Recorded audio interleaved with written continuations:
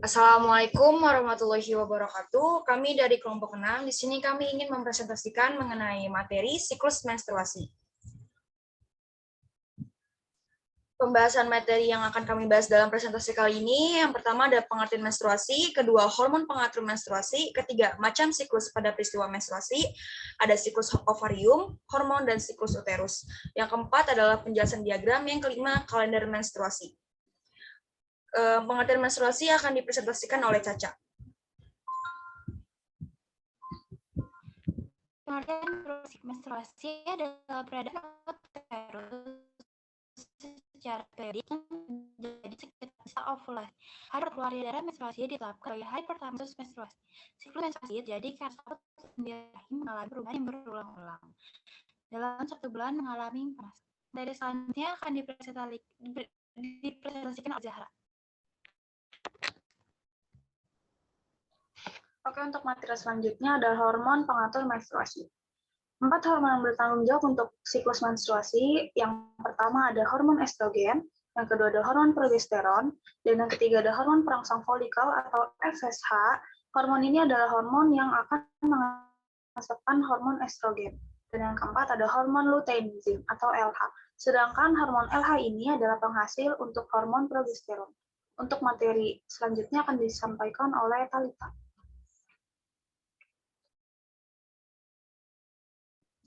Masuk ke dalam macam siklus pada peristiwa menstruasi. Nah, yang pertama ada siklus ovarium. Di dalam siklus ovarium itu terbagi menjadi 3 fase, yaitu adalah fase menstruasi, yang kedua fase praovulasi dan ovulasi, yang ketiga fase pramenstruasi. Sebelum masuk dalam fase-fase tersebut, saya akan menjelaskan mengenai siklus ovarium. Apa sih itu siklus ovarium? Siklus ovarium adalah ovarium mengalami perubahan-perubahan dalam besar, bentuk, dan posisinya sejak bayi dilahirkan hingga masa tua seorang wanita. Yang pertama adalah fase menstruasi. Fase menstruasi terjadi selama 3-7 hari. Pada fase ini, lapisan dinding rahim dan sel telur akan meluruh menjadi darah menstruasi. Banyak darah yang keluar selama masa menstruasi ini berkisar antara 30-40 mili. Selama 3 hari pertama, darah menstruasi yang keluar akan lebih banyak. Pada masa ini, wanita biasanya akan merasakan nyeri atau kram di bagian panggul, perut, dan punggung. Kondisi ini biasanya dipicu oleh kontraksi rahim yang terjadi karena adanya peningkatan hormon prostaglandin selama menstruasi. Yang kedua adalah fase praovulasi dan ovulasi. Pada fase praovulasi, lapisan dinding rahim yang sempat luruh akan mulai menebal kembali. Proses penebalan rahim berfungsi untuk mempersiapkan rahim agar bisa ditempati oleh sel telur bila terjadi pembuahan oleh sel sperma. Proses ini bisa terjadi pada masa subur atau ovulasi. Pada saat ovulasi, folikel yang dominan akan pecah dan mengeluarkan sel telur, kemudian bergerak menuju rahim melalui tuba Fallopi. Sel telur tersebut dapat dibuahi hingga 24 jam setelah dikeluarkan. Yang ketiga adalah fase pramenstruasi. Pada fase ini, lapisan dinding rahim makin menebal. Hal ini karena folikel yang pecah dan mengeluarkan sel telur akan membentuk korpus luteum. Korpus luteum sendiri adalah jaringan yang terbentuk di ovarium dan berperan dalam produksi hormon progesteron yang membuat lapisan dinding rahim semakin tebal. Masuk ke dalam siklus hormon. Siklus hormon terbagi menjadi 4 hormon, yaitu ada hormon estrogen, progesteron, hormon perangsang folikel atau FSH, dan hormon LH. Hormon estrogen. Hormon ini diproduksi di ovarium, memiliki peran yang begitu penting, terutama dalam proses ovulasi. Hormon estrogen juga berperan dalam perubahan tubuh remaja pada masa pubertas dan terlibat dalam pembentukan kembali lapisan rahim setelah periode menstruasi. Yang kedua adalah progesteron. Hormon progesteron bekerja sama dengan estrogen, berperan dalam menjaga siklus reproduksi dan menjaga kehamilan. Hormon ini juga diproduksi di ovarium dan berperan dalam penebalan dinding rahim. Yang ketiga, hormon perangsang folikel atau FSH. Hormon ini berfungsi untuk mematangkan sel telur di dalam ovarium hingga siap untuk dilepaskan. Hormon FSH diproduksi di kelenjar pituitari yang terletak di bagian bawah otak. Yang terakhir, yang keempat adalah hormon LH.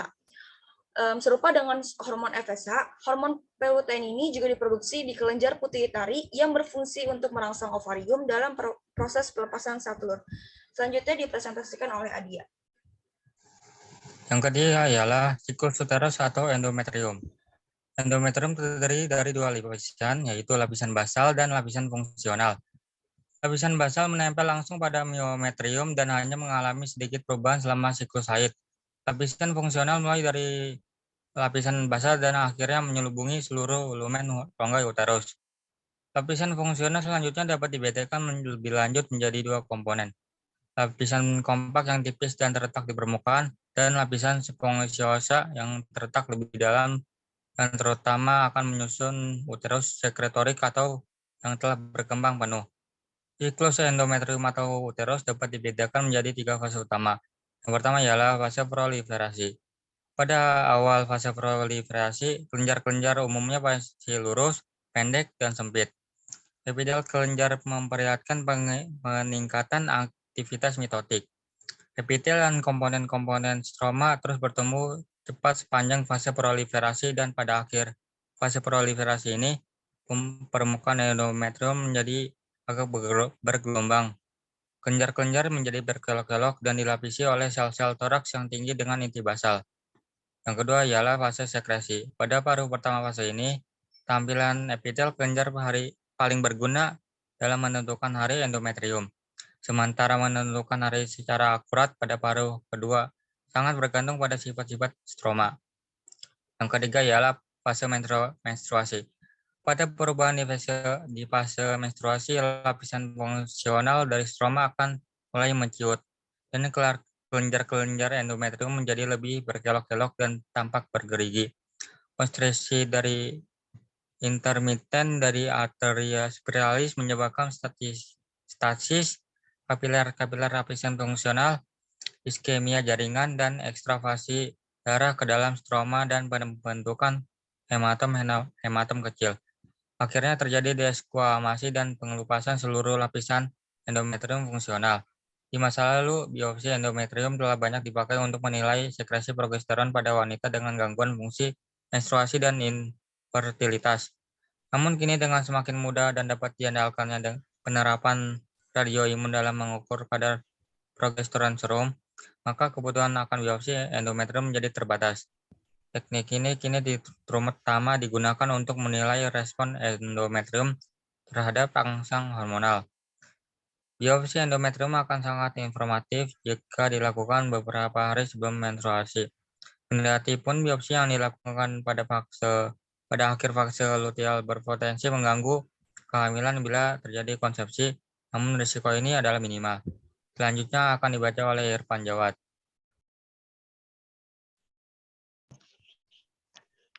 Panjang siklus menstruasi ialah jarak antara tanggal mulainya haid yang lalu dan mulainya haid berikutnya. Hari mulainya pendarahan dinamakan hari pertama siklus. Karena jam mulainya haid tidak diperhitungkan dan tepatnya waktu keluar haid dari ostium uteri externum tidak dapat diketahui, maka panjang siklus mengandung kesalahan 1 hari. Panjang siklus haid yang normal atau dianggap sebagai siklus haid yang klasik ialah 28 hari. Tetapi variasinya cukup luas, bukan saja antara beberapa wanita, tetapi juga pada wanita yang sama. Selang waktu antara ovulasi dan hingga awitan pendarahan menstruasi relatif spontan dengan rata-rata 14 kurang lebih 2 hari pada kebanyakan wanita. Rata-rata panjang siklus haid pada gadis usia 12 tahun ialah 25,1 hari. Pada wanita usia 43 tahun, 27,1 hari. Dan pada wanita usia 55 tahun, 51,9 hari. Jadi sebenarnya panjang siklus haid 28 hari itu tidak sering dijumpai. Dari pengamatan Hartman pada Kera ternyata bahwa hanya 20% saja panjang siklus haid 28 hari. Lama haid biasanya antara 3 sampai 5 hari. Ada yang 1 sampai 2 hari diikuti darah sedikit-sedikit kemudian, dan ada yang sampai 7 sampai 8 hari pada setiap wanita biasanya lama haid itu tetap. Yang keluar rata-rata 30 tua biasanya darah yang keluar lebih banyak. Pada wanita dengan anemi defisiensi jumlah darah haidnya juga lebih banyak. Jumlah darah haid lebih dari 80 cc dianggap patologik. Darah haid tidak membeku. Ini mungkin disebabkan fibrila kecil masa timbul atau merasa nyeri atau disebut dengan remaja pada waktu pertama kalinya mendapat haid atau menarche bervariasi lebar, yaitu antara 10 sampai 16 tahun. Tetapi rata-ratanya 12,5 tahun. Statistik menunjukkan bahwa usia Medshen dipengaruhi faktor keturunan, keadaan gizi, dan kesehatan umum. Selanjutnya akan di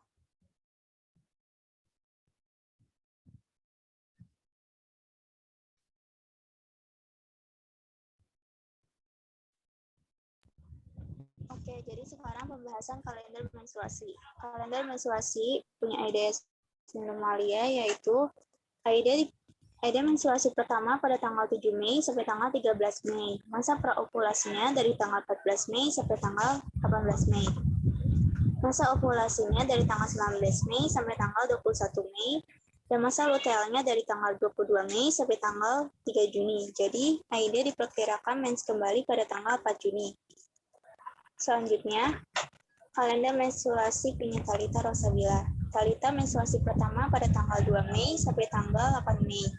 Dan masa pro-ovulasinya dari tanggal 9 Mei sampai tanggal 13 Mei. Masa ovulasinya dari tanggal 14 Mei sampai tanggal 16 Mei. Dan masa lutealnya dari tanggal 17 Mei sampai tanggal 29 Mei. Jadi Talitha diperkirakan mens kembali pada tanggal 30 Mei. 30 Mei.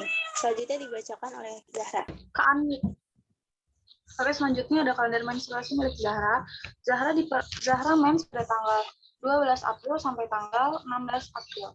Kemudian untuk masa praovulasi milik Zahra dimulai udah di tanggal 19 April sampai tanggal 23. Untuk masa ovulasi ini dimulai di tanggal 26. Di tanggal 7.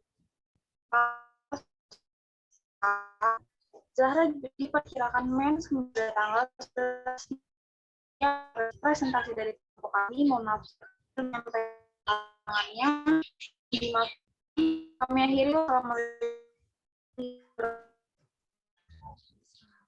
Waalaikumsalam.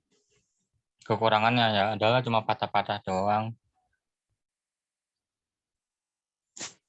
Kadang kayak sinyalnya ya.